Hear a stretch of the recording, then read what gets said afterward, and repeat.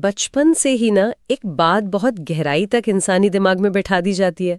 मतलब स्कूल की किताबों में देख लें या नैतिक शिक्षा की कहानियों में, हर जगह यही सिखाया जाता है कि ईमानदारी सबसे अच्छी नीति है। हाँ बिल्कुल। एक आदर्श दुनिया के लिए तो ये विचार बहुत सुकून देने वाला लगता है। सही कहा। लेकिन जरा एक पल के लिए इस विचार को वास्तविकता की कसौटी पर कसते हैं। मतलब क्या हो अगर ये जो पूरी ईमानदारी है वो एक ऐसा खतरनाक हथियार हो जो सामने वाले से ज्यादा खुद उस इंसान को नुकसान पहुंचाता हो जो इसे चला रहा है। ये बहुत ही दिलचस्प नजरिया है।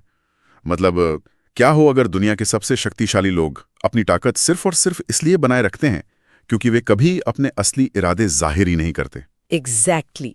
और आज की इस चर्चा में हम इसी विषय पर एक गहराई से अध्ययन कर रहे हैं। आज हम इतिहास, मानव मनोविज्ञान और रणनीति के कुछ ऐसे पन्नों को खंगाल रहे हैं जो ये साबित करते हैं कि एक खुली किताब होना दरअसल हारने की सबसे पहली सीढ़ी है। बिल्कुल। और आज का हमारा मिशन भी यही समझना है कि क्यों अपने इरादों को एक साधारण बोरिंग नकाब के पीछे छिपा लेना किसी को भी अजय बना सकता है। तो इस विषय पे अगर बात करें तो ये अपने आप में एक बहुत बड़ा विरोधाभास पैदा करता है ना? हाँ, क्योंकि आज के दौर में ऑथेंटिसिटी या अपने असली रूप में रहने को एक ब्रांड की तरह बेचा जाता है। मतलब हर कोई चाहता है कि वो बिल्कुल पारदर्शी दिखे। बिल्कुल सही बात है। लेकिन जब हम इतिहास के सबसे सफल रणनीतिकारों के काम करने के तरीके को डिकोड करते हैं तो एक बात बिल्कुल साफ हो जाती है। सत्ता, प्रभाव और सुरक्षा कभी भी खुलेपन से नहीं आते। ये महज किसी को धोखा देने की बात नहीं है। तो फिर ये क्या है? ये इंसानी दिमाग के काम करने की तरीके को गहराई से समझने का विज्ञान है। देखिए, एक पारदर्शी इंसान असल में एक बहुत ही कमजोर इंसान होता है क्योंकि उसके पास बचाव के लिए कोई रहस्य नहीं बचता। और इस मनोविज्ञान को समझने के लिए हमें सबसे पहले इस बात को देखना होगा कि लोग सब कुछ बता देने के लिए इतने बेताब क्यों रहते हैं। मतलब इंसान की फितरत ही कुछ ऐसी है। कैसे? जैसे ही मन में कोई नया विचार आता है या कोई नई योजना बनती है तो उसे तुरंत दुनिया के सामने रख देने की एक अजीब सी मनोवैज्ञानिक खुजली होती है इंसान को। अरे हाँ, ये तो बहुत आम बात है। लोगों को लगता है कि उनकी ये स्पष्टवादिता उनका सबसे बड़ा गुण है। उन्हें लगता है कि अपनी सारी बातें बिना फिल्टर के बोल देने से वे दूसरों का दिल जीत लेंगे। यही ज्यादातर लोग गलती करते हैं। बिल्कुल। और इस गलती की जड़ में वो धारणा है कि सच हमेशा अच्छा होता है। लेकिन आज हम जिन ऐतिहासिक दस्तावेजों का विश्लेषण कर रहे हैं वे इस तथाकथित कट्टर ईमानदारी को एक भौंथरे हथियार की तरह देखते हैं। एक भौंथरा हथियार? हाँ, एक ब्लंट वेपन। देखिए, अगर मैं एक तलवार चला रही हूँ जिसकी धार खत्म हो चुकी है तो वो काटेगी नहीं, सिर्फ चोट पहुंचाएगी। क्या इसका मतलब ये है कि बिना सोचे समझे सच बोलना असल में एक सर्जरी में हथौड़े का इस्तेमाल करने जैसा है? बिल्कुल सटीक रूपक है ये। मतलब एक तेज धार वाली तलवार या एक सर्जन का ब्लेड जब चलता है तो कट एकदम साफ होता है, और वो तभी चलता है जब उसकी सख्त जरूरत हो। सही बात है। लेकिन एक भूंथरा हथियार सिर्फ टिश्यूज को कुचलता है, दर्द देता है और बेवजह खून बहाता है। जब कोई व्यक्ति अपनी पूरी ईमानदारी और कटु सत्य बिना किसी फिल्टर के दूसरों के सामने रख देता है तो वो अनजाने में लोगों के अहंकार को कुचलता है। क्योंकि इंसान का दिमाग ही इस तरह से डिजाइन ही नहीं हुआ है कि वो अपने बारे में कड़वा सच बर्दाश्त कर सके। एग्जैक्टली। और 17वीं सदी के स्पेनिश विचारक बाल्तसर ग्रेशियन ने इस पर बहुत गहराई से लिखा है। उनका स्पष्ट मानना था कि दुनिया में चालाकी के बिना गुजारा नहीं है। लेकिन सबसे बड़ी समझदारी ये है कि अपनी चालाकी को छिपा लिया जाए। लेकिन एक मिनट रुकिए।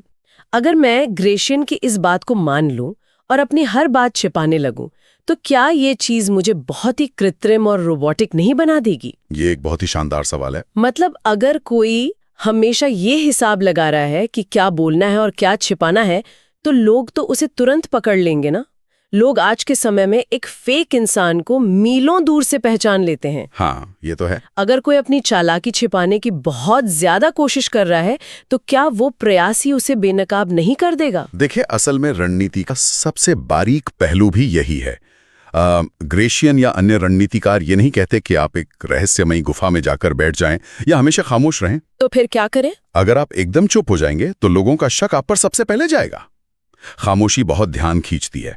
असली कला खामोश रहने में नहीं है बल्कि शोर मचाने में है। लेकिन वो शोर नकली होना चाहिए।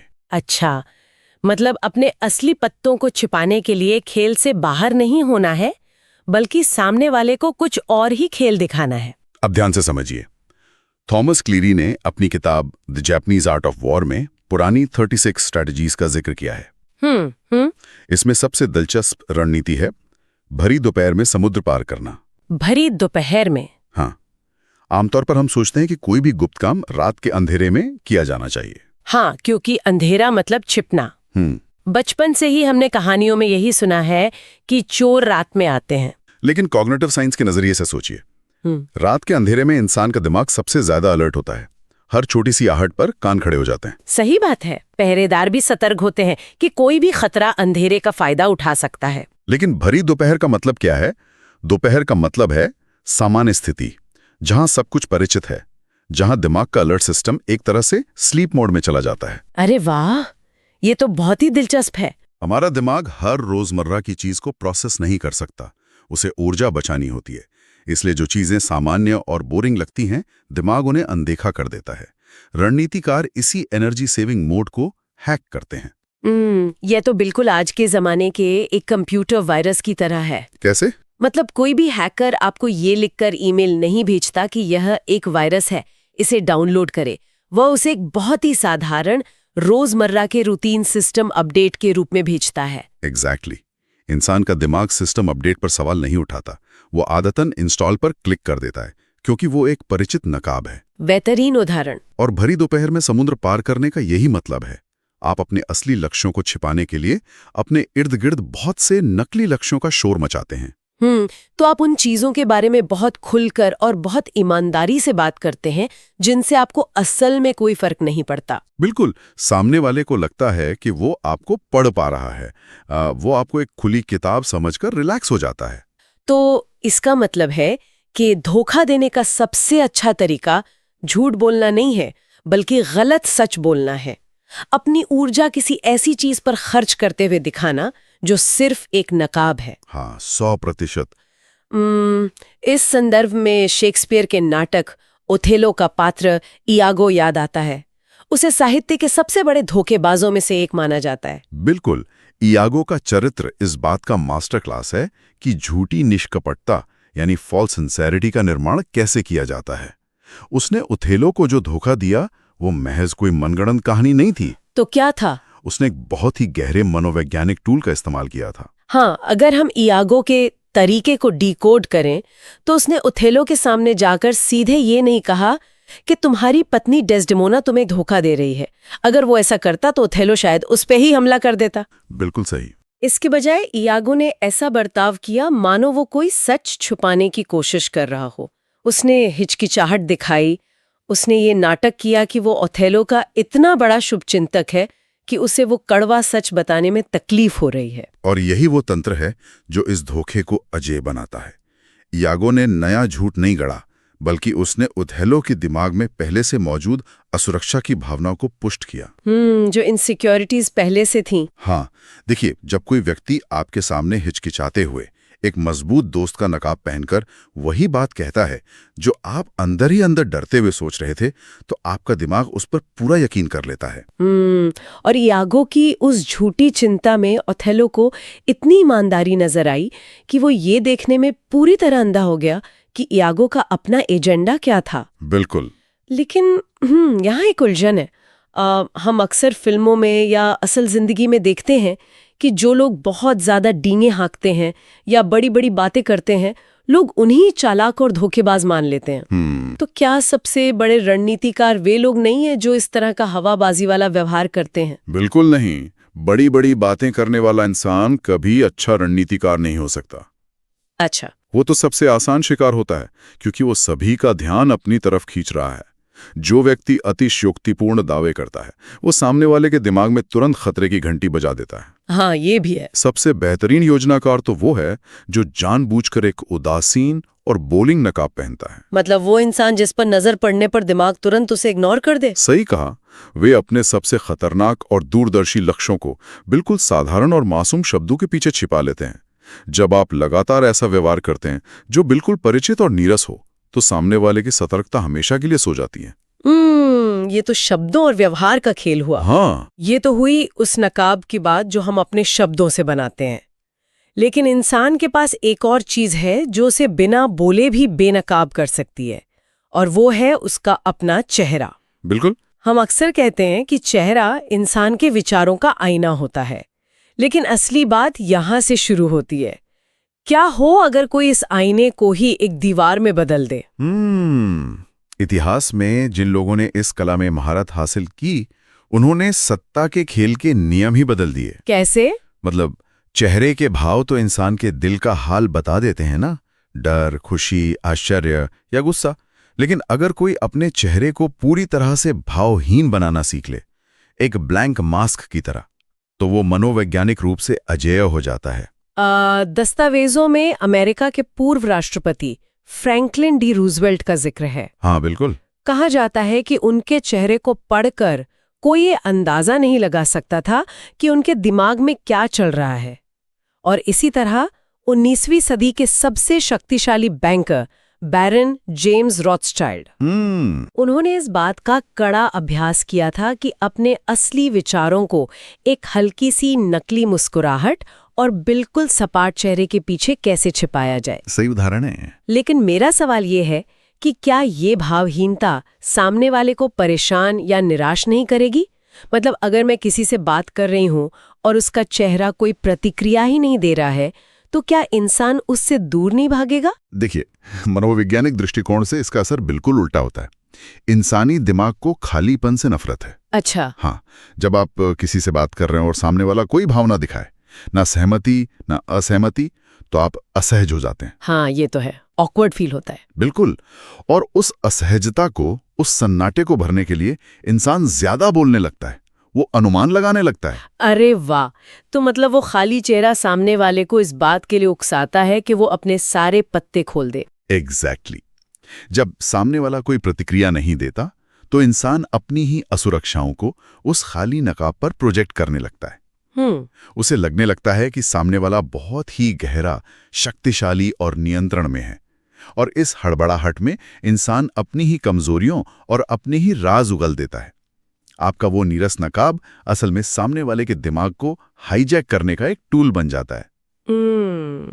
अगर हम इसे आज के आधुनिक कॉर्पोरेट माहौल या किसी बोर्डरूम की स्थिति में रखकर देखें, तो ये बात बहुत सटीक बैठती है।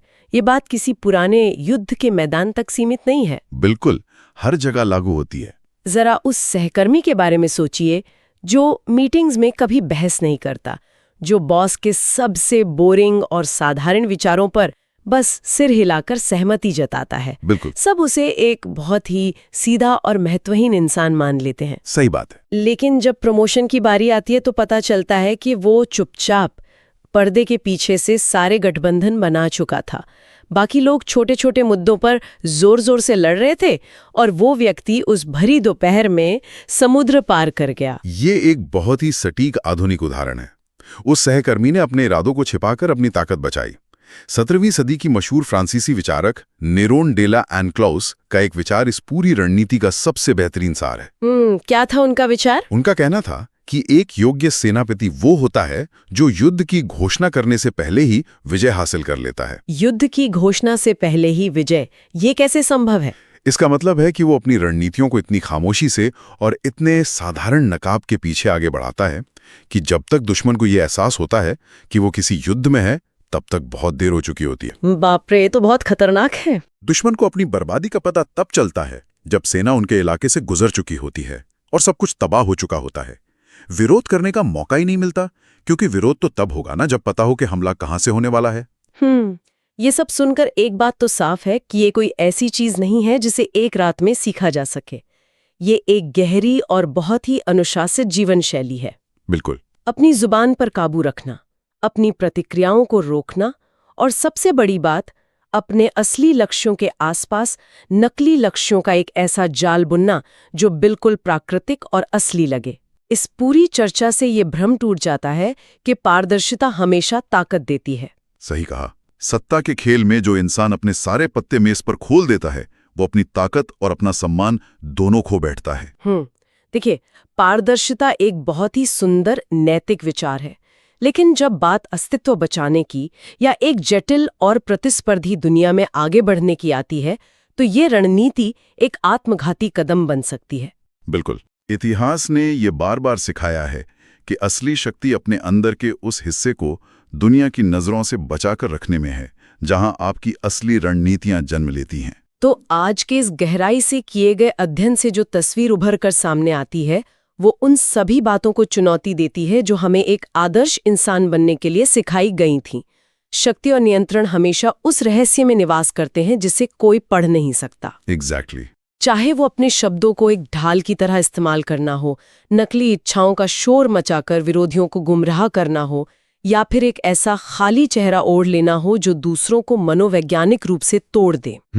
इतिहास के सबसे बड़े रणनीतिकारों ने ये साबित किया है कि सबसे खतरनाक और अचूक योजनाएं हमेशा सबसे साधारण, सबसे परिचित और सबसे नीरस नकाबों के पीछे रची जाती हैं। बिल्कुल सही बात है। तो अगली बार जब कोई इंसान कुछ ज्यादा ही पारदर्शी नजर आए, कुछ ज्यादा ही ईमानदार बनने की कोशिश करे या बिना मांगे ही अपने सारे राज आपके सामने रख दे, तो एक पल के लिए रुककर ये सोचना चाहिए कि क्या वो सच में एक खुली किताब है, हाँ, या फिर कुछ और, या फिर उस साधारण से नकाब के पीछे भरी दोपहर में समुद्र पार करने की कोई बहुत ही गहरी और खामोश कला चल रही है।